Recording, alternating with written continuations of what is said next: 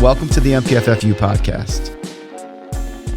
The intent and purpose of the MPFFU Podcast is to support the mission to improve wages, working hours, and working conditions for its members.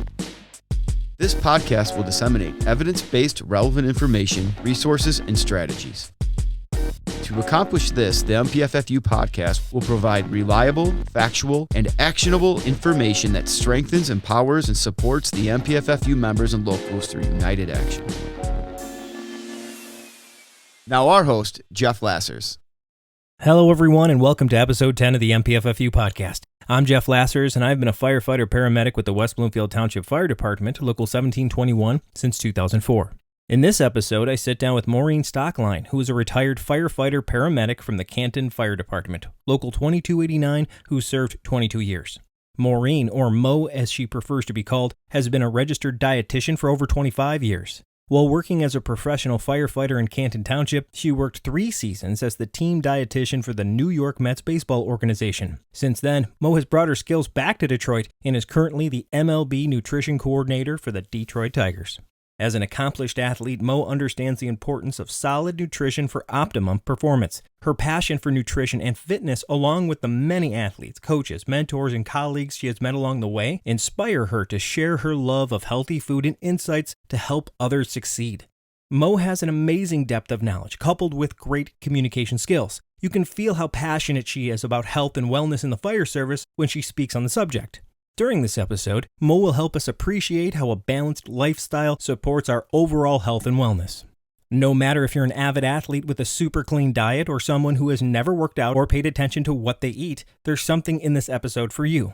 Remember, the MPFFU Podcast is new and there's always room to improve, so please email us your feedback and tell us what you think about the show or send us ideas for future episodes to mpffupodcast@gmail.com. And the MPFFU is currently seeking sponsors and advertisers to support the podcast. If your company or organization is interested, use the same email address, mpffupodcast@gmail.com. Also, check out the new MPFFU Instagram account at m.p.f.f.u. And finally, please subscribe to the Michigan Professional Firefighter Union YouTube page, where you'll find all sorts of informative and funny podcast content. Thank you, and enjoy the show. Hi, Maureen. Hi. How are you? I'm really good. How are you? I'm well. I know you, but can you introduce yourself, tell everybody who you are, what you do, and where you do it?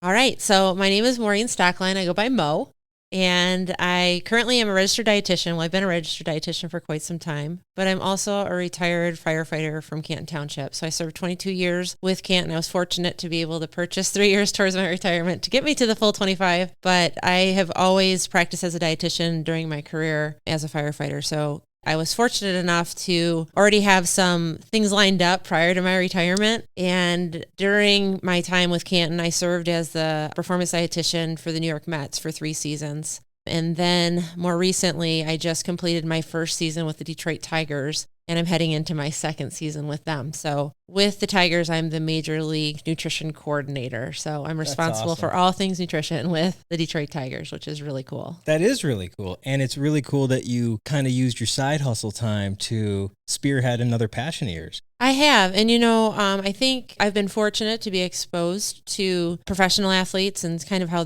some of the resources that they have available to them to really help them to perform at their best. And I think that what I realized during my time as a firefighter is that there are a lot of parallels. It's just the things that we brush up against are a little bit more tricky to navigate than maybe a professional athlete. We don't always know what time our game time is going to be. And so how we approach our day, our shift, our days off, all of that has to be thought about in a different way. The other thing is we don't necessarily make the amount of money that professional athletes make. And so we have to figure out how to coordinate all of these resources on the cheap. And so how can we do that? And so part of my passion is to really help first responders, at least from a nutrition standpoint, kind of figure out what are the must-haves and what are some really actionable steps that I can do to help me to perform better, maybe not with the same resources that professional athletes have. So it's doable. I just think that we just need the right people in place to help to educate our first responders on that.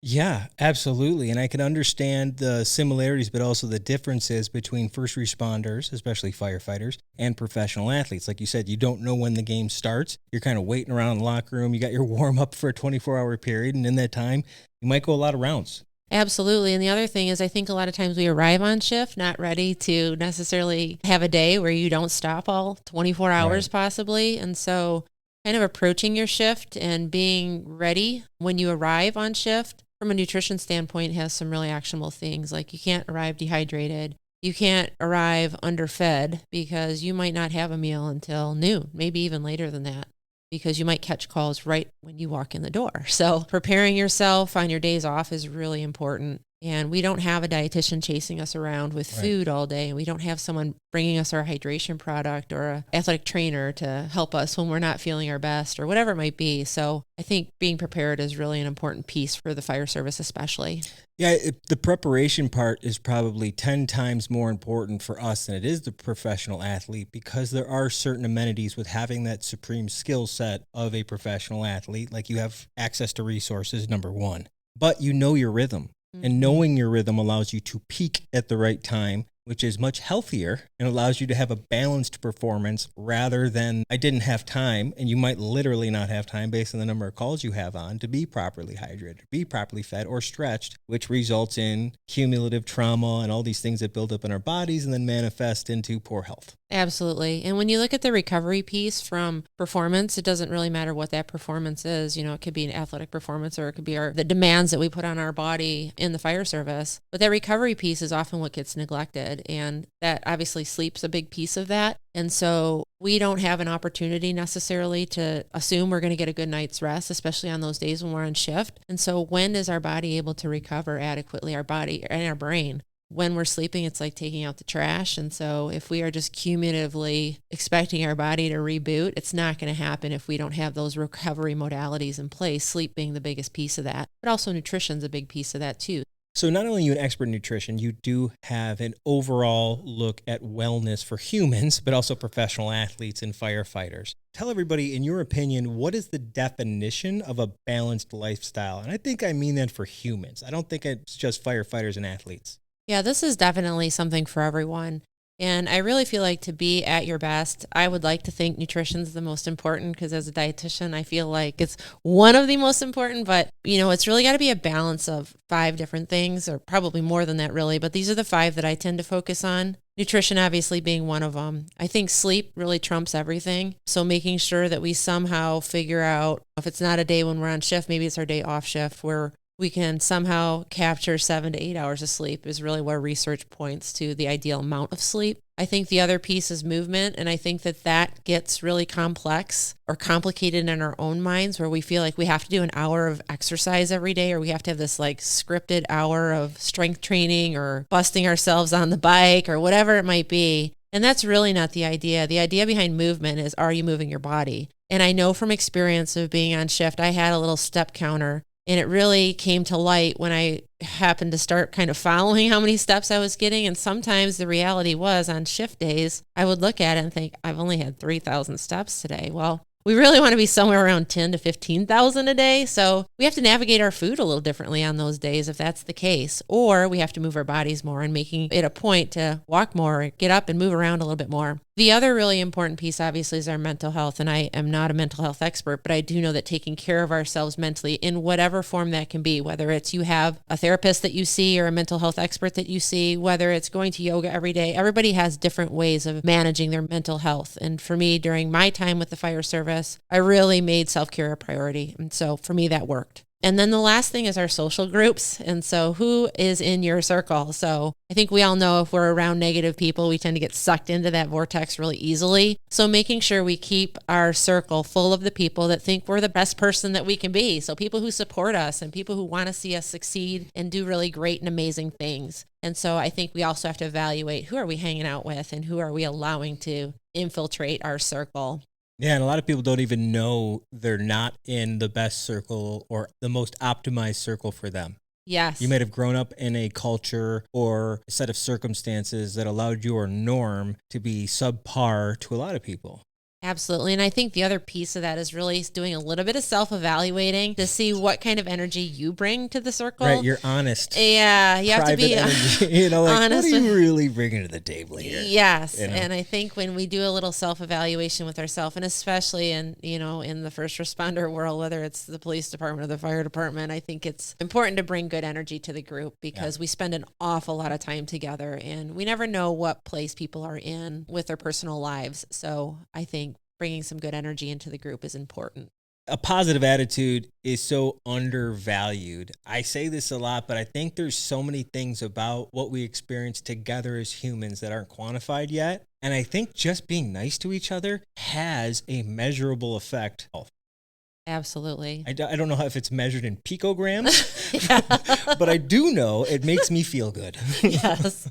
Okay, so it makes sense to kind of look at those 5 things. And like you said, there's probably a million other things you can add if you're an expert in so many other things, health. But those 5 things are a really good way to look at a balanced lifestyle. If you have those 5 pillars set up, you're probably going to be physically pretty well off. Absolutely. And the other thing is clustering good habits, right? So sleep makes my movement better and makes me motivated to move more. Because if I rest more and my squat goes up, or I can run farther, faster, my mile times, whatever the thing is that I do, maybe it's just like I feel better playing hockey or literally chasing my kids around. Yes. That alone will improve and play off each other synergistically. Absolutely. And I think that, regardless of what your goals are, not everybody is training for a specific event, but I think we're all training for life. And I think specifically in the fire service, we're training to be able to enjoy our retirement. And so if you can, at least to the best of your ability, capture those 5 things and really try and make them a priority, you're going to be able to enjoy that time. And that's what we work so hard to do.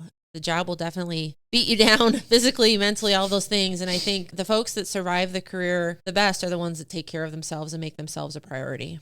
And balance. Absolutely. Right? Okay, so how do I actually put this in motion? What are your recommendations there?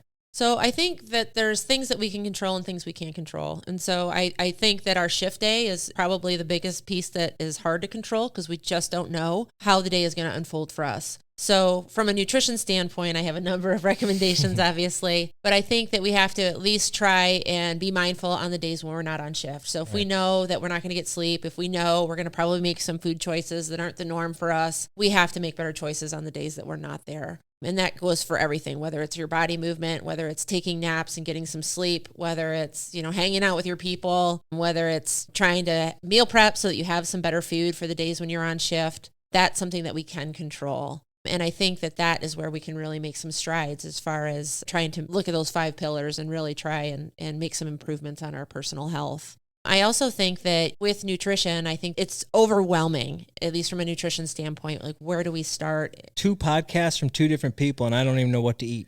I'm like, what's good for me, what's bad for me? So I kind of feel like lost sometimes. And I feel like I seek out more information than a lot of people in the average community. So I can only imagine if you're just I feel like I need to do better with my nutrition, but I literally have nowhere to start. You go on YouTube and it's overwhelming.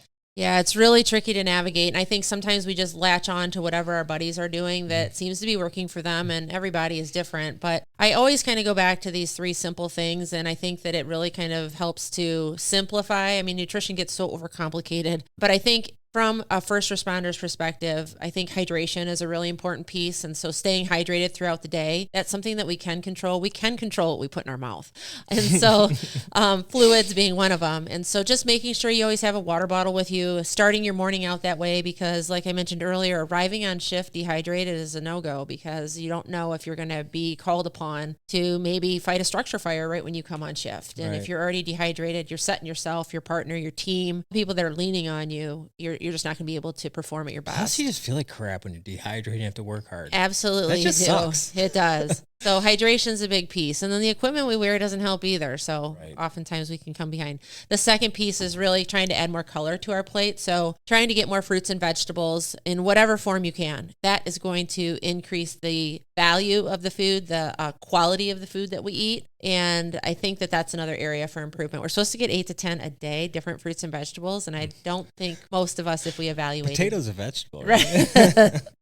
So I think that's the other area that can really be helpful. And then the last thing is really trying to eat food in their most natural form as best you can. Now, certainly processed food is abundant. It's convenient. It's easy. And when you're on shift, maybe that's your go-to. But on the days when you're not on shift, if you can try and have more whole foods and more natural foods, then that can be another game changer. And then this is the fourth piece that I also think focusing on protein is important, because I think, the most common thing I hear is, how can I lean out? And how can I, feel more full? These Weird. sorts of Humans things. want to know how they can look better. I mean, we all do. But it's the first thing. It's like, how do I live longer? Never at the top of that list. Yes. And shame on us, but like, hey, got a spare tire. What do I do? So it really comes down to making yourself feel full throughout the day, not skipping meals. So the hydration as well. Hydration too. I think the most sleepy humans are the ones that are dehydrated, underfed, and underrested. So obviously the underrested we can't control. The underfed we can. So making sure we're eating consistently throughout the day. And I guess to go back to the clustering good habits, that's when you can cluster bad habits, right? Absolutely. So if I'm eating, so when I get tired, what do I want to do? I want to eat junk food. Yeah. I want to be whiny. I want to have some ice cream. Absolutely. When we're tired, we're going to gravitate towards all the food we wouldn't typically eat. Yeah. Another thing that will help simplify the nutrition piece is really just trying to put protein or combine proteins, fiber, and healthy fats with a meal. So if you can approach your plate from that perspective, like, am I getting protein? Am I getting some fiber? That means whole grains, colorful fruits and vegetables. And am I getting some healthy fats? So that's seeds, nuts, avocado oil, olive oil. Those are the components when you look at the nutrients in food that help you to feel full and satiated, and you don't end up on this kind of snacking bender all day long. So if you can evaluate every time you eat, even a snack, is there protein? Is there some fiber? Right. Is there some healthy fats? You're going to feel more satiated and less on this kind of like carbohydrate-y, snacky thing all day long. So that's that good preparation of like kind of having some just basic goals. How much protein do I want to get today? How much carbohydrates do I want to get today? How much fat? If you just broke down those three and you had some type of goal that you referenced with either a dietitian or your doctor, probably the best person, not your buddy, unless they are a dietitian or a doctor. Yeah. Even more simplistic than that, Jeff, I think, is to just assume that our bodies need somewhere around 1 gram per pound of body weight. And so you just divide that by how many meals you're having a day. And now you've got that target. And then for fiber, we're looking for 35 to 40 grams of fiber. I can guess that most firefighters are not getting enough fiber. We're probably somewhere around 10 grams a day. And so that means more whole grains and more fruits and vegetables. And then the fat is just moderation with fat. So I don't think we necessarily have to have numbers and try and script out a meal plan, because that gets really complex. It's just, am I eating protein? Am I eating fiber? And am I getting healthy fats? Just simplify it down to that. It's going to change the entire approach to your food. As long as you're consistent. As long as you're consistent, yes. That's awesome. One more question. Yeah. Favorite cheat meal? Ooh. I like sweets, and so anytime I'm going to have a cheat meal, it's going to be dessert of some sort. Okay. I love cookies, brownies, muffins. Now, I try and make healthier versions of all of those things. No, not that cheat meal. I'm talking about the one where you're like, all right, vacation mode. Gosh, What's that one look like? I would say that's probably, I don't know, maybe pizza, but honestly, I have to say. It's funny to me that you live a lifestyle where pizza is I have 2 kids under 5, so I'm like, that's in the house all the time. Oh, whereas right. You have a little bit more of a controllable in that situation. Yeah, I know. Honestly, I think that I've just gotten my body to the point where, I know I'm a dietitian, so maybe I'm different. My taste buds are skewed. I don't know, but I know how certain foods make me feel because I've allowed my body to get to that point, and it's like alcohol, same thing. I just opt out of it because I don't want to feel like crap the next day, or I've got too much stuff to do the next day. So if you can give your body that opportunity, that 2 weeks that it takes to really kind of infuse all those great nutrients into your body and get you feeling better, like you've really made some significant changes with your food, you don't want to go back. And when you do, your body lets you know, and then you think, why'd I do that? Yeah, what's the old adage? Nothing tastes as good as being healthy feels, or whatever. Yes. If you can allow your body to get to that point. Yeah, the allowing. I like how you say allow. like we have self-control. That's so weird. Right. Come on. All right, well, thank you very much for joining us today. Well, thank you for having me, and I'm honored to be a guest. We'll have you back. Wonderful. If the Tigers allow. That is all for the show today, everybody. Thank you, Maureen Stockline, for joining me on the 10th episode of the MPFFU podcast. We look forward to having Mo back for future episodes. I hope all of our listeners enjoyed this show. Remember, this is a new show and there's always room to improve, so please email us your feedback and tell us what you think about the show, or send us more ideas for future episodes to mpffupodcast@gmail.com. Also, check out the new MPFFU Instagram account at m.p.f.f.u. And finally, please subscribe to the Michigan Professional Firefighter Union YouTube channel, where you're going to find all sorts of great content. Thanks. Have a great day.